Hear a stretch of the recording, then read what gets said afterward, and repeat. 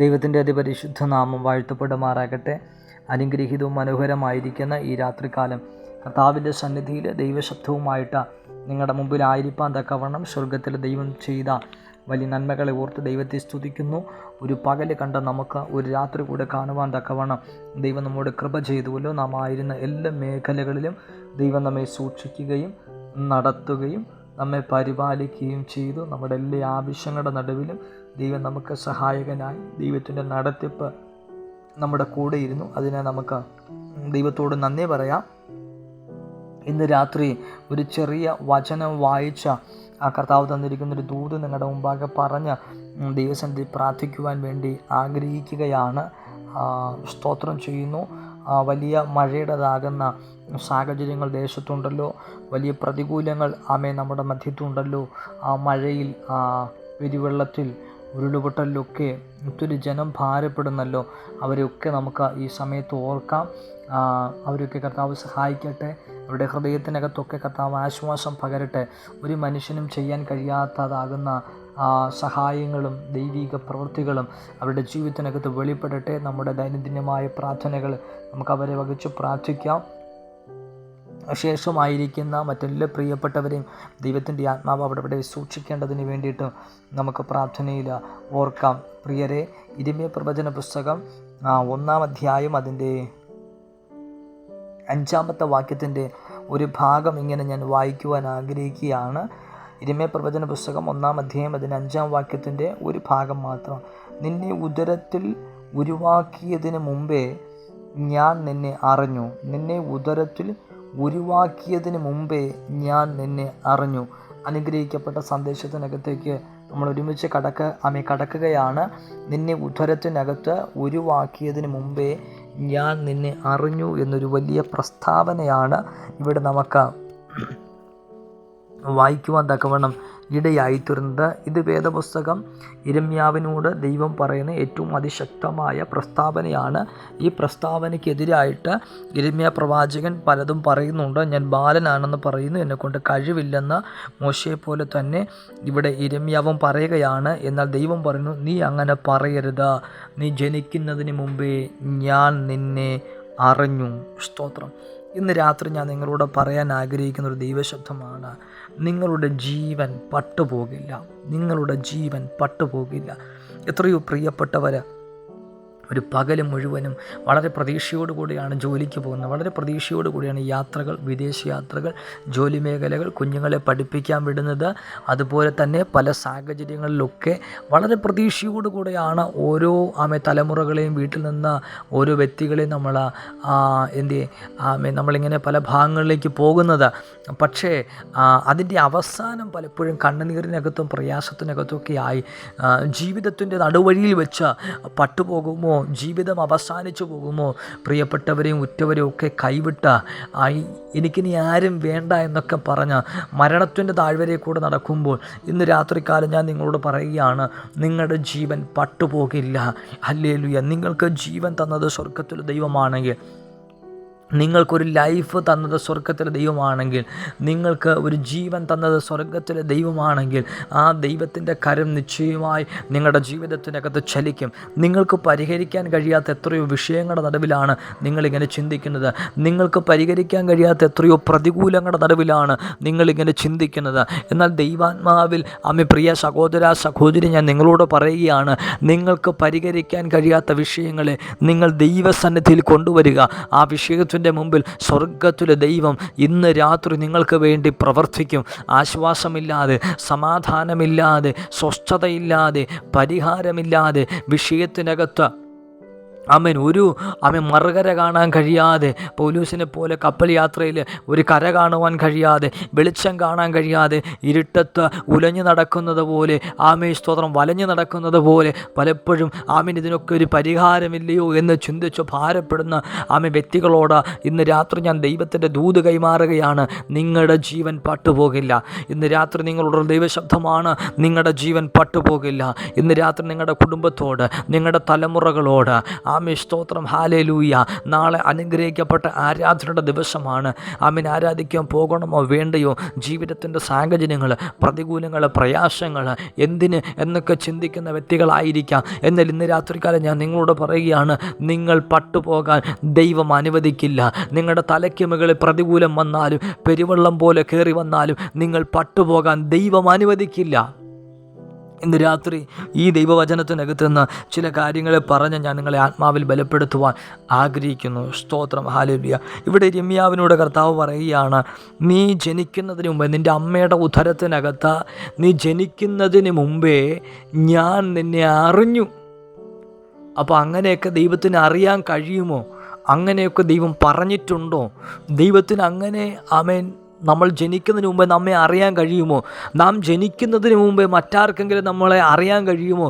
ഇങ്ങനെയൊക്കെയുള്ള പലവിധമാകുന്ന ചോദ്യങ്ങൾ നമ്മുടെ ജീവിതത്തിൻ്റെ മുമ്പിൽ അമ്മ കടന്നു വരാം. എന്നാൽ വേദപുസ്തകം പറയുന്നു, ലോകത്തൊരു മനുഷ്യനും അറിയാത്ത അമ്മ നിലയിൽ ദൈവം നമ്മെ അറിഞ്ഞിരിക്കുന്നു എന്ന്. വളരെ ശക്തമായൊരു പോയിൻ്റാണ്. ദൈവം നമ്മെ അറിഞ്ഞിരിക്കുന്നു. നാം നമ്മുടെ അമ്മയുടെ ഉദരത്തിനകത്ത് ഫോമാകുന്നതിന് മുമ്പ്, രൂപപ്പെടുന്നതിന് മുമ്പ് തന്നെ ദൈവം നമ്മെ അറിഞ്ഞിരിക്കുന്നു എന്ന ഒരു വലിയ പ്രസ്താവനയാണ് വേദപുസ്തകം ഇവിടെ മുൻപിലേക്ക് വയ്ക്കുന്നത്. ഇന്ന് രാത്രി ഞാൻ നിങ്ങളോട് പറയുകയാണ്, ഇതുപോലെ തന്നെ യിരെമ്യാവിൻ്റെ അമ്മയുടെ ഉദരത്തിനകത്ത് യിരെമ്യാവ് ഉരുവാകുന്നതിന് മുമ്പ് തന്നെ യിരെമ്യാവിനെ അറിഞ്ഞ ദൈവം എന്നെയും നിങ്ങളെയും അറിഞ്ഞിരിക്കുകയാണ്. ഈ ലോകത്തിലെ മറ്റാര് നമ്മെ അറിയുന്നതിനേക്കാളും ലോകസ്ഥാപനത്തിന് മുമ്പേ ദൈവം നമ്മെ അറിഞ്ഞിരിക്കുകയാണ്. ഈ ഭൂമി നിർമ്മിക്കപ്പെടുന്നതിന് മുമ്പ്, ഈ ഭൂമി ഉണ്ടാക്കപ്പെടുന്നതിന് മുമ്പ് തന്നെ ദൈവം നമ്മെ അറിഞ്ഞിരിക്കുകയാണ്. ദൈവം നമ്മെ പേര് ചൊല്ലി വിളിച്ചിരിക്കുകയാണ്. നാം എന്തായിത്തീരുമെന്ന് ദൈവം അറിഞ്ഞിരിക്കുകയാണ്. ഹല്ലേലൂയ. നമ്മുടെ സാഹചര്യം എന്താണ്? നാം ഏതെല്ലാം പ്രതികൂലങ്ങളുടെ നടുവിലൂടെ കടന്നു പോകും, നാം ഏതെല്ലാം പ്രതിസന്ധികളുടെ നടുവിലൂടെ കടന്നു പോകും, നാം അറിഞ്ഞിരിക്കുകയാണ്. വിശുദ്ധ വേദപുസ്തകത്തിനകത്ത് യൂദ എന്ന് പറയുന്ന ഒരു മനുഷ്യനെക്കുറിച്ച് കാണാൻ സാധിക്കുന്നു. യേശു കർത്താവിൻ്റെ പ്രസ്താവന നടന്നതിന് ശേഷം യൂദ താൻ എഴുന്നേറ്റ് പോയി ചെന്ന് യേശു ക്രിസ്തുവിനെ ഒറ്റിക്കൊടുക്കുകയാണ്. അവിടെ പറയുന്ന കാര്യങ്ങൾ വേദപുസ്തകത്തിനകത്ത് വായിച്ചു നോക്കിക്കഴിഞ്ഞാൽ നമുക്ക് മനസ്സിലാക്കാൻ കഴിയും ആ യൂദയെക്കുറിച്ച് അവിടെ പറയുന്ന കാര്യങ്ങൾ. അപ്പോൾ ഒരുവൻ ജനിക്കുന്നതിന് മുമ്പേ അവൻ എന്തായിത്തീരുമെന്ന് ദൈവം അറിഞ്ഞിരിക്കുകയാണ്. ഇന്ന് രാത്രി ഞാൻ നിങ്ങളോട് പറയുകയാണ്, ദൈവം നിങ്ങളെ അറിഞ്ഞിരിക്കുകയാണ്. നിങ്ങൾ ഏത് സാഹചര്യത്തിനകത്തായാലും ദൈവം നിങ്ങളെ അറിഞ്ഞിരിക്കുകയാണ്. നഥനയേലിനെ കുറിച്ച് വേദപുസ്തകം പറയുന്നു, ദൈവം കർത്താവ് അവനെ മുന്നമേ കണ്ടിരിക്കുകയാണ്. അവൻ ചോദിക്കുന്നു, എങ്ങനെ കർത്താവേ നീ എന്നെ അറിഞ്ഞുവെന്ന് ചോദിക്കുമ്പോൾ ഉടമനമന ദുരമന വിഷ. ഇന്ന് രാത്രി നിങ്ങൾ വ്യത്യസ്തമായ പലവിധമാകുന്ന ഭാരങ്ങളുടെ നടുവിലൂടെ ആയിരിക്കും പോകുന്നത്. പക്ഷേ ദൈവം നിങ്ങളെ അറിഞ്ഞിരിക്കുകയാണ് കേട്ടോ. ഒരുപക്ഷെ നിങ്ങൾ ശക്തമായ പ്രശ്നങ്ങളുടെ നടുവിൽ, പ്രശ്നങ്ങളുടെ നടുവിലായിരിക്കാം കടന്നു പോകുന്നത്, പ്രതികൂലങ്ങളുടെ നടുവിലായിരിക്കാം നിങ്ങൾ കടന്നു പോകുന്നത്. ഒരുപക്ഷെ നിങ്ങൾക്ക് പരിഹരിക്കാൻ കഴിയാത്ത വിഷയങ്ങളുടെ നടുവിലൂടെ ആയിരിക്കാം പോകുന്നത്. ഒരുപക്ഷെ നിങ്ങൾക്ക് സോൾവ് ചെയ്യാൻ കഴിയാത്ത സാമ്പത്തിക തകർച്ചയുടെ നടുവിലൂടെ ആയിരിക്കാം പോകുന്നത്. ഒരുപക്ഷെ നിങ്ങൾ അറിഞ്ഞോ അറിയാതെയോ ചെയ്ത തെറ്റിൻ്റെ പ്രകാരം ഇന്നും ജീവിതത്തിനകത്ത് വേദന പേറുന്നൊരു വ്യക്തിയായിരിക്കാം നിങ്ങൾ. എന്നാൽ ഞാൻ ഇന്ന് രാത്രി ഈ വചനത്തിനകത്തുനിന്നുകൊണ്ട് നിങ്ങളോട് പറയുകയാണ്, ദൈവം നിങ്ങളെ അറിഞ്ഞിരിക്കുന്നു. അതുകൊണ്ട് ദൈവം നിങ്ങളുടെ ആരംഭത്തെ അറിഞ്ഞ ദൈവം നിങ്ങളുടെ അവസാനത്തെയും അറിഞ്ഞിരിക്കുന്നു. സ്നേഹിതേ, പിതാവേ, മാതാവേ, സഹോദര, സഹോദരി, ദൈവം നിങ്ങളുടെ ആരംഭത്തെ അറിഞ്ഞുവെങ്കിൽ ദൈവം നിങ്ങളുടെ അവസാനത്തെ അറിഞ്ഞിരിക്കുകയാണ്. ആര് പറയുന്നത് കേട്ടും ഭാരപ്പെടാൻ നിൽക്കണ്ട. ആര് പറയുന്നത് കേട്ടും ആമേ സ്തോത്രം, ഹല്ലേലൂയ, ആമേ തകരാൻ നിൽക്കണ്ട. ഇന്ന് ദൈവം നിങ്ങളുടെ ഹൃദയത്തെ ആശ്വസിപ്പിക്കും. ഇന്ന് ദൈവം നിങ്ങളുടെ ഹൃദയത്തിനകത്ത് നല്ലത് ചെയ്യുവാൻ ദൈവം ആഗ്രഹിക്കുന്നു.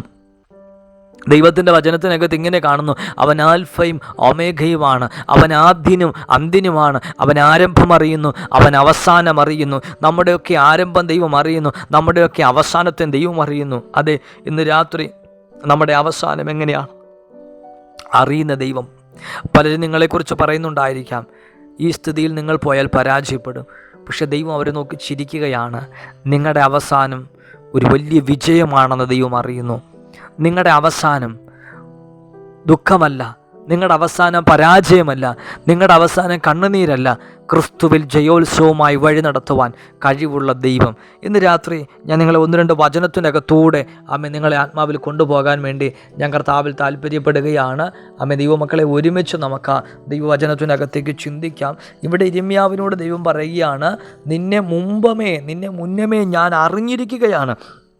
എന്നാൽ ഉൽപ്പത്തി പുസ്തകത്തിനകത്ത് കയറുമ്പോൾ അതിൻ്റെ 2-ാം അധ്യായം 7-ാം വാക്യത്തിനകത്ത് പറയുന്നു, നിലത്തെ പൊടിയിൽ നിന്നും ദൈവം എടുത്ത് ഒരു മനുഷ്യൻ്റെ രൂപമുണ്ടാക്കി അവൻ്റെ മൂക്കിൽ ജീവശ്വാസം ഊതിയപ്പോൾ അവന് ജീവൻ വന്നു. ദൈവം അവൻ്റെ മൂക്കിലേക്ക് ഊതിയപ്പോൾ അവന് ജീവൻ വന്നു. ഇന്ന് വരെ ഒരു മനുഷ്യനും ഈ വാദത്തിന് വിരോധമായി സംസാരിക്കുന്നവരുണ്ടായിരിക്കാം, പക്ഷേ തെളിയിക്കുവാൻ കഴിഞ്ഞിട്ടില്ല.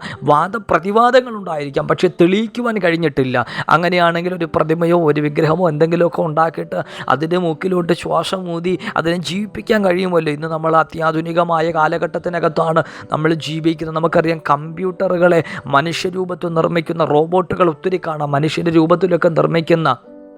പക്ഷേ ഇത്രയും കഴിവുള്ള മനുഷ്യന്, ഇത്രയും സാമർഥ്യമുള്ള മനുഷ്യന്, ഇത്രയൊക്കെ ഉണ്ടാക്കാൻ കഴിയുന്ന മനുഷ്യന് അതിൻ്റെ മൂക്കിലേക്കൊന്ന് ഊതി അതിനെ ശ്വാസം കൊടുത്ത് അതിന് ജീവൻ കൊടുത്ത് അവനെ ജീവിപ്പിച്ചാൽ എത്രയോ മാനുഷിക പ്രശ്നങ്ങൾക്ക് പരിഹാരമാകും എന്നൊക്കെ നമുക്ക് ചിന്തിക്കാൻ പറ്റുമല്ലോ. പക്ഷേ ഒരു മനുഷ്യനും ഇത് സാധ്യമല്ല എന്നൊരു വലിയ പ്രസ്താവന ഇതിനകത്ത് നമുക്ക് കാണാൻ സാധിക്കുന്നു. നിലത്തെ പൊടി കൊണ്ട് മനുഷ്യൻ്റെ രൂപത്തെ ഉണ്ടാക്കി അവൻ്റെ മൂക്കിലേക്ക് വേദപുസ്തകത്തിനകത്ത് പറയുന്നു, ദൈവം ഊതിയപ്പോൾ ശ്വാസം അവൻ്റെ അകത്ത് വന്നു, അവൻ ജീവനുള്ള ദേഹിയായി തീർന്നു. ഒന്നാമത്തെ കാര്യം വേദപുസ്തകം പറയുന്നു, മനുഷ്യൻ ജീവിക്കാൻ കാരണം ദൈവത്തിൻ്റെ ശ്വാസമാണ്. നിന്റെ അകത്തിരിക്കുന്ന ദൈവത്തിൻ്റെ ശ്വാസമാണ്. നീ ഇന്നും ജീവിക്കുന്ന ദൈവത്തിൻ്റെ ശ്വാസമാണ്. നീ ഇന്നും ജീവിക്കുന്ന ദൈവത്തിൻ്റെ കരുണയാലാണ്. നീ ജീവിക്കുന്ന നിന്റെ കഴിവല്ല.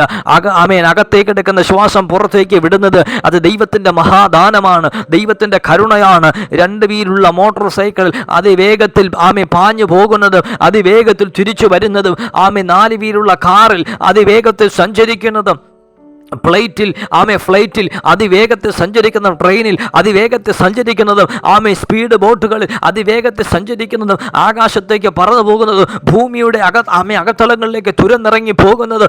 മനുഷ്യ, ഒരു കാര്യം ഓർക്കുക, നിന്റെ മൂക്കിലിരിക്കുന്ന ശ്വാസം അത് ദൈവം തന്ന കരുണയാണെന്ന് ഇന്നുവരെ അതിന് വിരോധമായി ഒരു തെളിവും പറഞ്ഞിട്ടില്ല.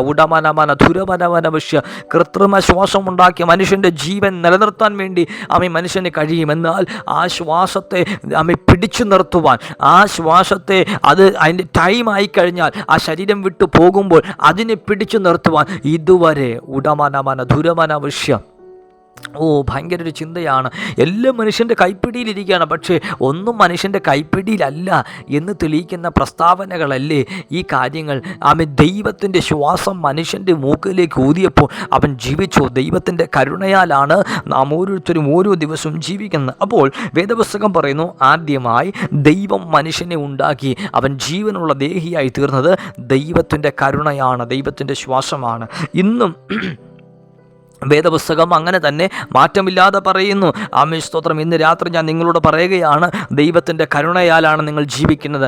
എന്നൊക്കെയോ നിങ്ങൾ മാറ്റപ്പെടേണ്ടവരായിരുന്നു, തകരപ്പെടേണ്ടവരായിരുന്നു. ഒരു ആക്സിഡൻറ്റിൽ മരണപ്പെട്ട് നിങ്ങളുടെ ഡെഡ് ബോഡി വീട്ടിലേക്ക് കൊണ്ടുവരേണ്ടതായിരുന്നു. നിങ്ങളുടെ കുഞ്ഞുങ്ങൾ, നിങ്ങൾ ഈ ലോകം വിട്ടു പോകേണ്ടവരായിരുന്നു. പക്ഷേ ദൈവത്തിൻ്റെ മഹാകരുണ വലിയ ആപത്തുകളും അനർത്ഥങ്ങളും കണ്ണുനീരുകളും നിലവിളികളും കെടുതികളും നിങ്ങളുടെ ജീവിതത്തിനകത്തേക്ക് കൊടുങ്കാറ്റ് പോലെ ഈശാനമൂലൻ പോലെ ആഞ്ഞു വീശിയിട്ടും സ്വർഗത്തിൻ്റെ Mahadaya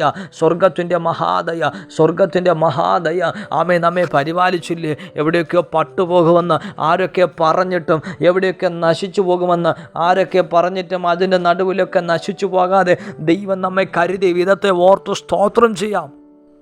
praise the Lord. Hallelujah. നോക്കണേ, ഇങ്ങനെയാണ് മനുഷ്യൻ്റെ അകത്ത് ജീവൻ വന്നതെന്ന് വേദപുസ്തകം പറയുന്നു. എന്നാൽ യോഹന്നാൻ സുവിശേഷം 3-ാം അധ്യായം 16-ാം വാക്യത്തിനകത്ത് കയറുമ്പോൾ അവിടെ നിത്യജീവനെ കൊടുത്തുവെന്ന് വേദപുസ്തകം പറയുന്നു. നോക്കണേ, എന്തിനാണ് ദൈവം മനുഷ്യൻ്റെ അകത്ത് ജീവനെ കൊടുത്തെങ്കിൽ നിത്യജീവൻ്റെ ആവശ്യത്തെക്കുറിച്ച് ഇവിടെ പറയുകയാണ്. അപ്പോൾ ദൈവം കൊടുത്ത ജീവൻ അപര്യാപ്തമാണോ എന്നൊക്കെ പല ന്യായമായിട്ടുള്ള ചിന്തകളും നമ്മുടെ ജീവിതത്തിനകത്തേക്ക് കടന്നു വരാം. എന്നാൽ ദൈവത്തെ വിട്ട് അകന്നത് മുഖാന്തരം, ദൈവത്തിൽ നിന്നും മാറിയത് മുഖാന്തരം മനുഷ്യൻ മനുഷ്യൻ്റെ ജീവിതം ക്ഷയിക്കുവാൻ തക്കവണ്ണം ഇടയായിത്തീർന്നു. മനുഷ്യൻ്റെ ജീവൻ ക്ഷയമുള്ളതായിത്തീർന്നു. 70-80 എന്ന ക്ലോക്കിലൊക്കെ ടൈം അടിച്ചു നിൽക്കുന്നത് പോലെ 70 ഏറെയായാൽ 80, അത് കഴിഞ്ഞാൽ പിന്നെ അങ്ങോട്ട് ചിന്തിക്കേണ്ട കാര്യമില്ല. അത് വളരെ പ്രയാസമാണെന്ന് തിരുവചനം പറയുന്നു. അങ്ങനെ അപ്പോൾ കർത്താവിൻ്റെ വചനം പറയുകയാണ്, നിത്യജീവനെ തരും. സ്തോത്രം, ഒരാമേൻ പറയാമോ? നിത്യജീവനെ തരും, നിത്യമായ ജീവൻ. അപ്പോൾ ഈ ഭൂമിയിലെ ജീവൻ, മനുഷ്യൻ ദൈവത്തെ വിട്ട് അകന്നതുകൊണ്ട്, ദൈവത്തെ വിട്ട് മാറിയപ്പോൾ, എപ്പോഴാണോ ദൈവത്തെ വിട്ട് മാറിയത് അപ്പോൾ മുതൽ ഇവൻ്റെ ജീവിതം ക്ഷയമുള്ളതായി തീർന്നു, ദ്രവത്വമുള്ളതായി തീർന്നു, അവസാനമുള്ളതായി തീർന്നു. എന്ന് ദൈവത്തെ ചേർന്നിരിക്കുമ്പോൾ നമുക്ക് നിത്യമായ ജീവൻ ഉണ്ടാകുന്നു. കർത്താവായ യേശുക്രിസ്തുവിൻ്റെ വചനം ഇങ്ങനെ പറയുന്നു, നിത്യമായി അവൻ നമ്മെ സ്നേഹിച്ചുവെന്ന് ദൈവത്തിൻ്റെ വചനം പറയുന്നു. യോഹന്നാൻ സുവിശേഷം 3-ാം ഇങ്ങനെ പറയുന്നു, പുത്രനിൽ വിശ്വസിക്കുന്നവന് നിത്യജീവനുണ്ട്. അപ്പോൾ വിശ്വസിക്കുന്നവന് നിത്യജീവനുണ്ടെന്ന് ദൈവത്തിൻ്റെ വചനം പറയുന്നു. വിശ്വസിക്കാമോ? ദൈവത്തിൽ വിശ്വസിക്കാമോ? നിങ്ങൾ ഏത് വഴിക്ക് പോയിട്ട് നിങ്ങളുടെ കാര്യം റെഡിയായില്ലെങ്കിൽ ഇന്ന് രാത്രി വിശ്വസിച്ചോ, ഞാൻ നിങ്ങൾക്ക് ഗ്യാരണ്ടി തരാം, നിങ്ങൾ മുടിഞ്ഞു പോകില്ല, നിങ്ങൾ തകർന്നു പോകില്ല, നിങ്ങളുടെ ജീവൻ പട്ടുപോകില്ല, ഉറപ്പ്. നിങ്ങളുടെ തലമുറയും ക്രിസ്തു യേശുവിൽ വിശ്വസിച്ചാൽ നിങ്ങൾ രക്ഷിക്കപ്പെടും. ആമേൻ, സ്തോത്രം. നിങ്ങൾ വിടുവിക്കപ്പെടും. മരണത്തിന് നിങ്ങളുടെ കുടുംബം കീഴടങ്ങുകയില്ല. അതിശക്തമായി ഞാൻ നിങ്ങളോട് പറയുകയാണ്, ഇത് ബൈബിൾ തരുന്ന പ്രസ്താവനയിലെ ഒരു ഉറപ്പാണ്. ബൈബിൾ തരുന്ന ഒരു ഉറപ്പാണ്. പുത്രനിൽ വിശ്വസിക്കുന്നവന് നിത്യജീവനുണ്ട്, അവസാനിക്കാത്തൊരു ജീവനുണ്ട്, ഒരു എറ്റേണൽ ലൈഫ് ആ മനുഷ്യൻ്റെ ജീവിതത്തിനകത്തേക്ക് കടന്നു വരുന്നുവെന്ന് വിശുദ്ധ വേദപുസ്തകം പറയുന്നു. വേഗത്തിൽ ഞാൻ നിങ്ങളോട് അടുത്ത തിരുവചനം പറയാൻ ആഗ്രഹിക്കുന്നു. 2 കൊരിന്ത്യർക്ക് എഴുതിയ ലേഖനം 5-ാം പറയുന്നു, ഒരുവൻ ക്രിസ്തുവിലായാൽ അവൻ പുതിയ സൃഷ്ടി. അപ്പം നോക്കണേ, പുതിയ സൃഷ്ടി. അപ്പോൾ മനുഷ്യൻ്റെ ജീവിതം ക്ഷയമുള്ള ജീവിതമാണ്.